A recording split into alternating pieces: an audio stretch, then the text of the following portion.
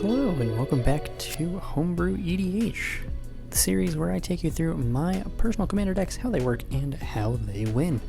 Today's episode is a partner pairing of Rograkh, Son of Rograkh, and Tevesh, Szat, Doom of Fools. It's really just a really fast deck that wants to make lots of mana using goblins, sacrifice, draw a bunch of cards, and hopefully create a gigantic Exsanguinate to drain the table. That's the one and only goal of this deck. Without further ado, let's get into the deck tech.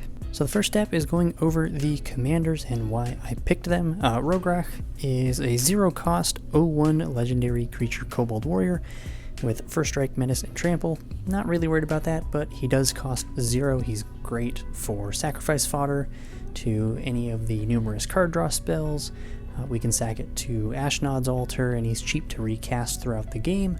So that's really the biggest reason there. And then Tevesh kind of pairs really well with Rograkh and the sacrifice thing. It's 4 and a black. I'll pop up the regular version because the secret layer is kind of hard to read, so I'll put that on screen for you. It's a 4 loyalty planeswalker. His ultimate steals all the commanders from wherever they are and puts them on your field. We're not worried about that. We really only use the top 2 abilities, the +2 and the +1. The +2 letting us create 2 0/1 thralls, and the +1 letting us sacrifice a creature and then drawing 2 cards. And if we sacrifice Rograkh, we would draw a 3rd card as well. So this is very much a sacrifice deck. Like I said, we want to draw lots of cards, make lots of mana as fast as possible, cast a giant Exsanguinate, and hopefully be able to win out from there. Alright, so the first section we're going to get into is producing a whole bunch of mana as fast as possible. As you'll notice kind of right off the bat, there's no Dark Ritual in this pile. I actually didn't put one in this deck for whatever reason. But that would be a definite add-in for the black mana. But what I have right now is all red mana. So we have Seething Song, which is 3 mana, adds 5 red. Rite of Flame, 1 mana, adds 2 red. Battle Hymn is 1 and a red, adds a red for each creature we control. So if we have a bunch of goblins and tokens and such out, we can get a whole bunch off that as well. Strike It Rich gives us a treasure token, which can turn into any color for 1 mana. And Desperate Ritual, kind of like the Rite of Flame, but a little bit slower, I guess, would be 2 mana, adds 3 mana. And we can just kind of try to blow it all out at once, and then chug it into a giant X spell Exsanguinate, and kind of go from there. The other thing this deck is trying to do is draw a bunch of cards, hoping to draw into the Exsanguinate as quickly as possible to win the game. We're going to use cards like Grim Haruspex, which is 2 and a black for a 3/2 human wizard that says whenever another non-token creature you control dies, draw a card. So whenever we sacrifice Rograkh or any number of goblins that aren't tokens, we'll get card draw off of that. Nasty End and Village Rites both sacrifice a creature at instant speed to draw 2 cards, but Nasty End says if the sacrifice creature is legendary, so if we sacrifice Rograkh to it, we would draw 3 cards instead. And Faithless Looting, kind of a staple at this point. 1 red mana, sorcery, draw 2, discard 2, and we can flash it back for 2 and a red. The next section we'll take a look at is the actual goblins, or at least some of them, starting with Krenko Mob Boss.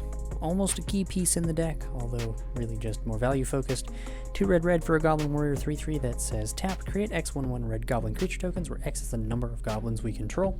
That includes tokens themselves, so if you have 3 random goblins out, including Krenko, you would tap him, create 3, and then after that you could create 6 more, and so on and so forth. Impulsive Pilferer, 1 red for a 1/1 goblin pirate. When it dies, create a treasure token. We can encore it for 4 mana. Fanatical Firebrand, 1 red for a 1/1 goblin pirate with haste. We can sacrifice it, deals 1 damage to target creature or player.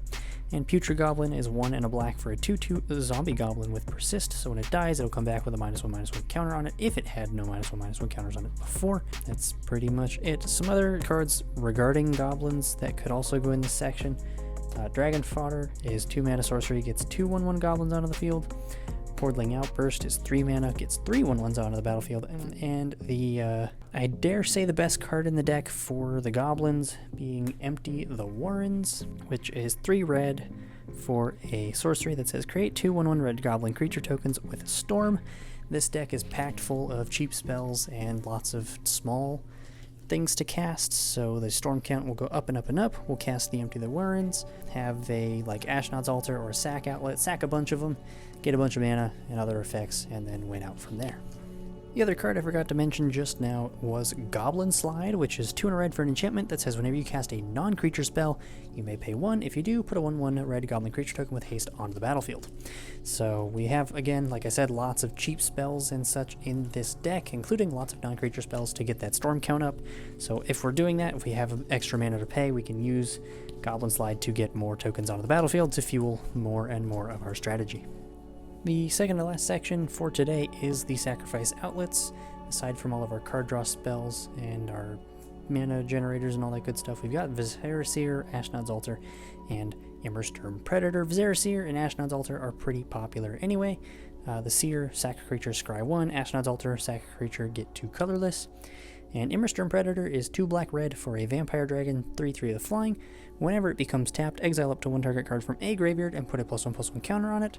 And it has sacrifice a creature, Immersturm Predator gains indestructible until the end of turn and tap it.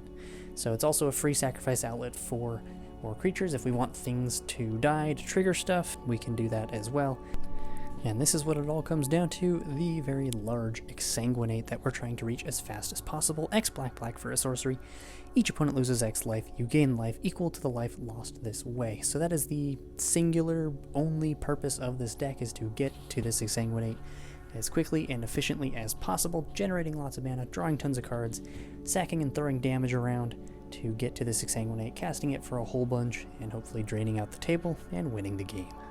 Alright, and with that, this episode does come to an end. I hope you enjoyed. If you did, go ahead and leave a like. Consider subscribing. It's free, helps support the channel, and you can change your mind at any time. And that's all I've got for today. So I hope you enjoyed.